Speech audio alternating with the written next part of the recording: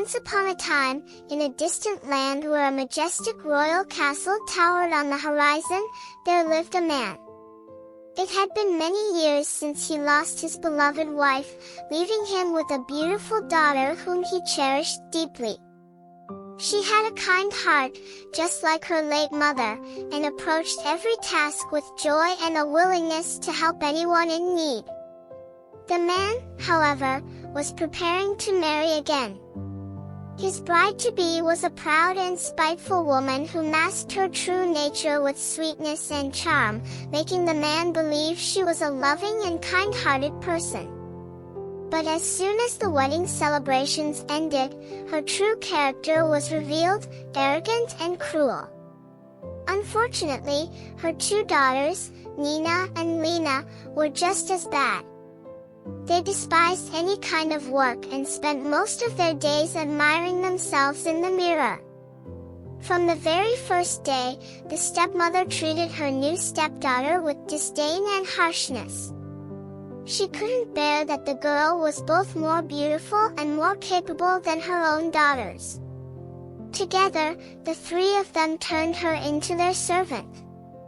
Not only did they demand she wait on them hand and foot, brushing their hair, tending to their every whim, as though they were queens, but they also assigned her the dirtiest and most exhausting chores. Her days were so full of work that she hardly ever stepped outside. One moment she was scrubbing piles of dirty dishes, the next mopping floors, cooking, sewing, or sweeping ashes from the hearth. Her face was constantly smudged with soot, yet it did nothing to diminish her natural beauty. "You filthy girl! Look at yourself, covered in ash again. Even your clothes are a mess. You look like a real Cinderella," the stepmother sneered one day.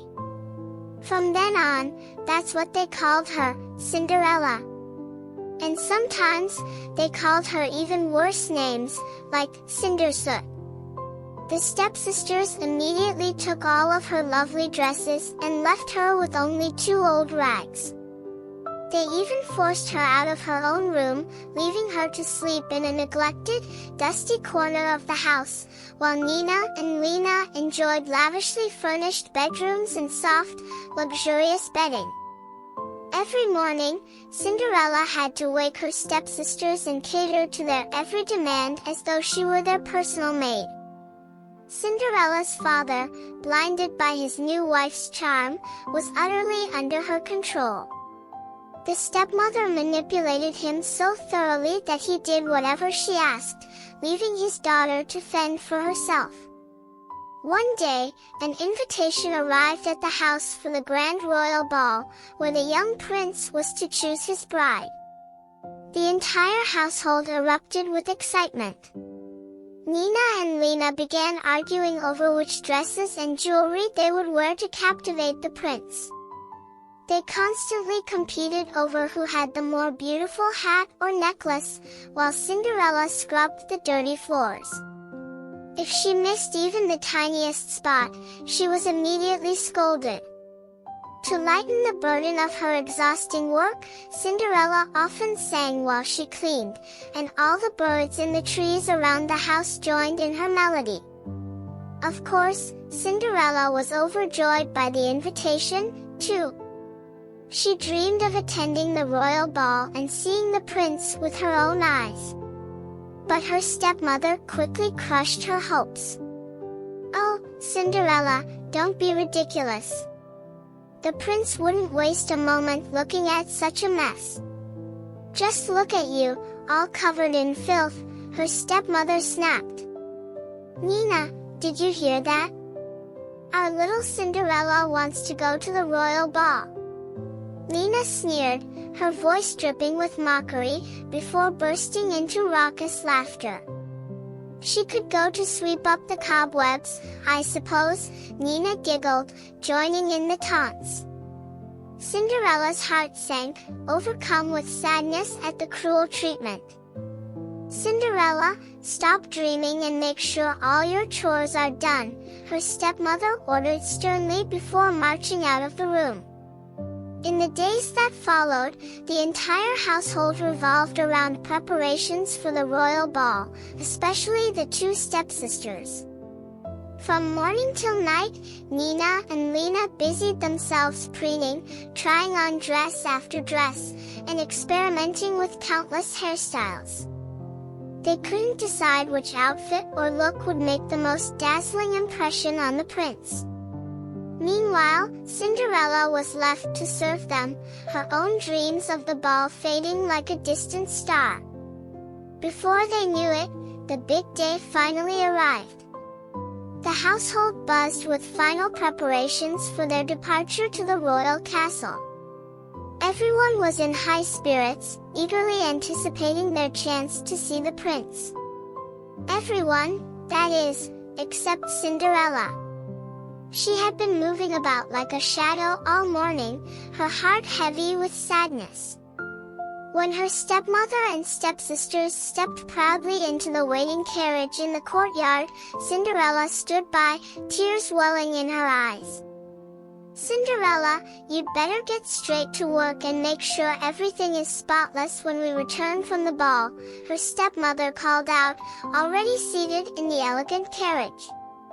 "You'd only embarrass yourself at the castle anyway." The horses, hitched and ready, neighed in unison as if bidding a final farewell.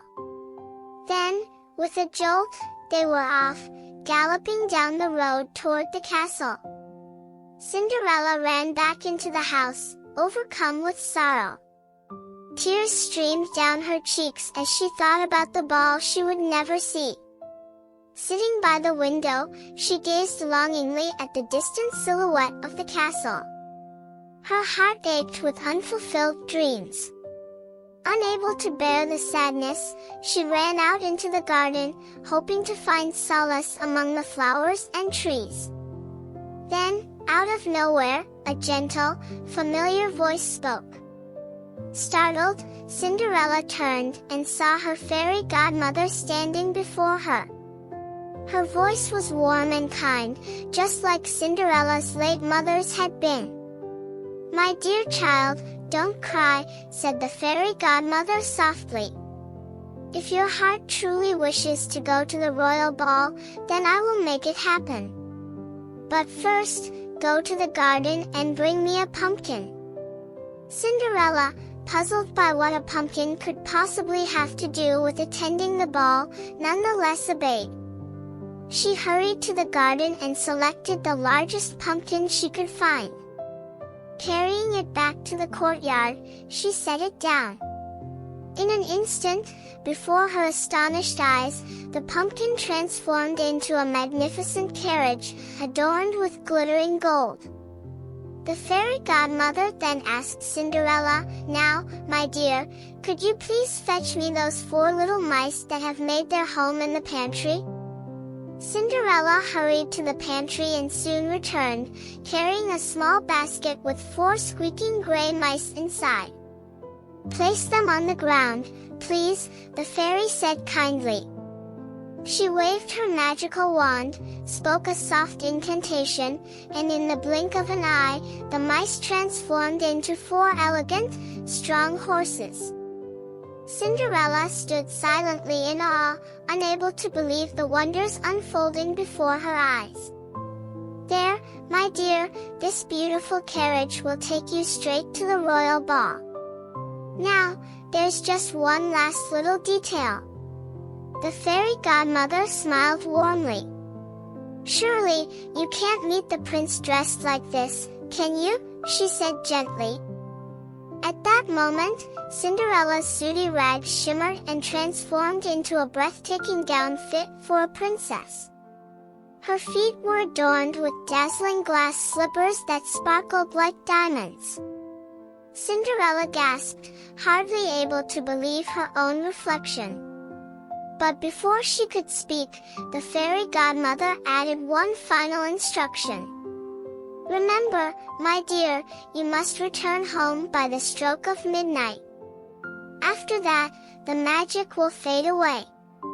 Now, off you go, and waste no more time, hurry to the castle." Cinderella rode in the magical carriage, which sparkled like the stars themselves against the night sky. The mice, transformed into noble steeds, trotted proudly down the royal road toward the castle. Sitting in the carriage, Cinderella felt a mix of nervousness and excitement. She was wearing the most beautiful gown she could ever imagine, shimmering silver, delicately embroidered with crystals that caught every flicker of light from the torches and the stars above. On her feet were her crystal slippers, gleaming with every graceful movement. The carriage came to a halt in front of the majestic royal palace, glowing with the light of thousands of candles and magnificent crystal chandeliers. From the windows, music poured out, joyful and regal, yet foreign and unfamiliar to Cinderella, who had never seen or heard anything like it. As she stepped out of the carriage, the guards at the entrance and the palace staff turned their heads toward the mysterious beauty. A bit apprehensive but determined, Cinderella walked through the grand hallways of the palace, which led her to the towering doors of the ballroom. The immense hall was adorned with glittering chandeliers, golden details, and velvet drapes. The marble floor reflected the light so perfectly it seemed as if the entire room was enveloped in a soft, magical glow. On the far side of the ballroom stood the prince. Tall and poised in an elegant uniform trimmed with gold, he appeared weary and uninterested. Dozens of noblewomen had arrived at the ball, each eager to win his attention. The royal announcer tirelessly read one name after another from an endless list of eligible ladies, each vying to be the prince's chosen one. Yet, despite their beauty, none had managed to captivate him. Even the king, who yearned for his son to find love and secure the throne with a queen by his side, grew increasingly anxious. At that very moment, Cinderella's stepsisters were preening and parading before the prince.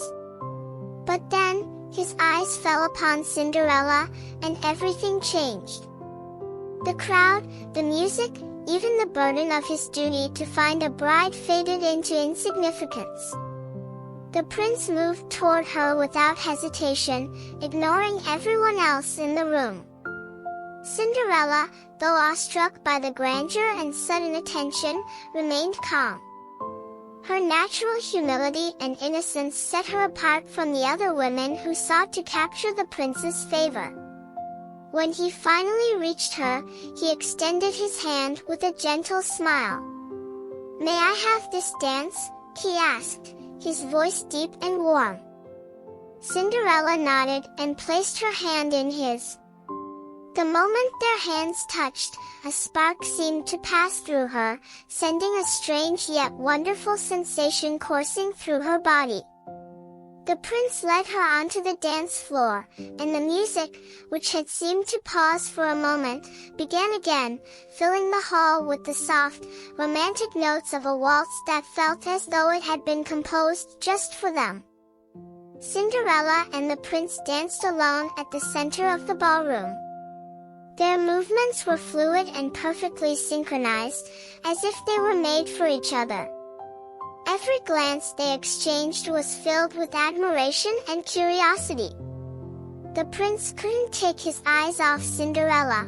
Her smile was as radiant as sunlight, and her laughter rang like the softest chime. Cinderella felt as if she were in a dream. Though she had imagined moments of happiness all her life, nothing could have prepared her for this.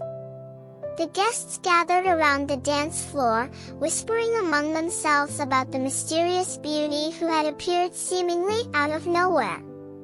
After their first dance, the prince escorted Cinderella to the terrace, where a breathtaking view of the royal gardens awaited them. The gardens shimmered under the moonlight, illuminated by thousands of lanterns. "I've never met anyone like you," the prince said, his voice filled with sincerity. "Will you tell me your name?" Cinderella hesitated, knowing she couldn't reveal her true identity. She offered a gentle smile and replied, "For now, I'll keep it a secret." Meanwhile, the grand clock continued its relentless countdown, and midnight was fast approaching. Lost in their conversation, Cinderella had nearly forgotten the fairy godmother's warning. But when she noticed the clock's hands nearing 12, panic began to rise within her. "I must go," she said abruptly, standing. The prince was bewildered. "Why?" "Please, stay," he implored. But Cinderella had made up her mind. She knew that if she didn't leave immediately, the magic would vanish, and everything she had experienced would be undone. She hurried back through the grand hall, her gown and crystal slippers shimmering with every step. Guests parted as she rushed past them, and the prince followed close behind, calling out, "Wait! Please!" As Cinderella descended the grand staircase of the palace, one of her glass slippers slipped from her foot. She hesitated for a moment but knew she couldn't turn back. She couldn't risk the magic breaking while still in full view of everyone. She kept running, making her way to the waiting carriage at the gates. The prince's aide stopped on the staircase, bending down to pick up the slipper. It was so delicate and exquisite that he couldn't imagine anyone but the mysterious dancer it belonged to. The prince stood frozen, watching the carriage disappear into the distance, a look of determination on his face. "I will find her," he vowed, "no matter what it takes." The carriage sped back home as Cinderella tried to catch her breath. As the clock struck midnight, the magic vanished. The pumpkin turned back into an ordinary pumpkin, and the mice reverted to their original form. Cinderella's gown transformed back into the tattered apron she had been wearing earlier. The only proof that the night hadn't been a dream was the second crystal slipper she still tightly held in her hands. Though everything had returned to normal, Cinderella wasn't sad. She knew she had experienced something she had only ever dreamed of, and she felt deep inside that this night was the beginning of something extraordinary. Fortunately, Cinderella made it back home just in time, so no one noticed anything out of the ordinary. Soon after Cinderella's return, her stepmother and stepsisters arrived home as well. Both were still buzzing with excitement from the ball, though neither had received even the slightest attention from the prince. Their conversations were filled with jealousy and anger toward the mysterious beauty who had captivated the entire ballroom, including the prince. Meanwhile, back at the royal palace, the prince could not stop thinking about Cinderella. His heart belonged only to her, but he had no idea who she was. The only thing he had left of her was the crystal slipper he had found on the stairs. He vowed to find her, no matter what. The king, equally thrilled by the idea of his son marrying, ordered that the slipper be tried on all the young women in the kingdom. Messengers set out with clear instructions: find the girl to whom this slipper belongs, no matter her background. News of the prince's decision spread quickly throughout the kingdom. Many girls hoped the slipper would fit them. Some even tried stretching or shortening their feet in hopes of fitting it. But the magical slipper was unique, and it would only fit one person. One morning, messengers arrived at Cinderella's house. Her stepmother noticed their arrival and immediately realized that this was her chance to elevate her family. She rushed to wake her daughters, eager to make sure they were among the first to try on the slipper. When Cinderella heard voices outside her house, her heart skipped a beat. She realized her moment had arrived.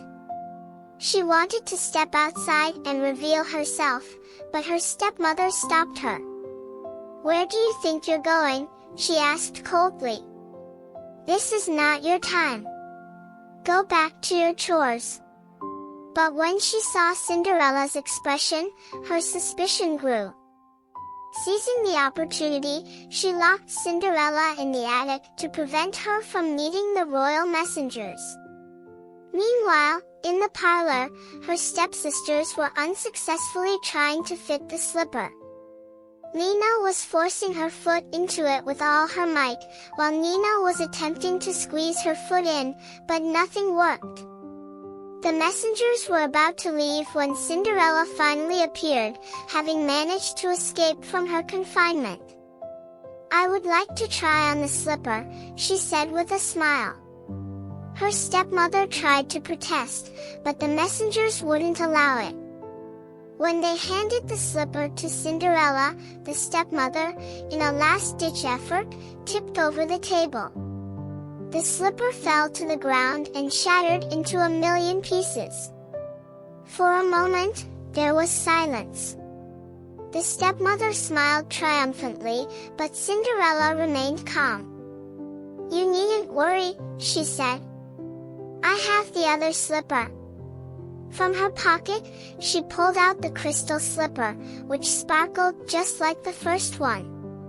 The messengers eagerly placed it on her foot, and to everyone's amazement, it fit perfectly. Immediately, the royal servants escorted Cinderella to the palace to meet the prince. He was overjoyed when he realized they had finally found the mysterious princess. It didn't take long before the grandest wedding the kingdom had ever seen was held at the palace.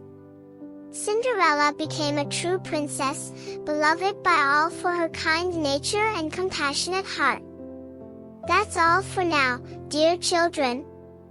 Upon a hill, not far from here, a goat with a bell would appear.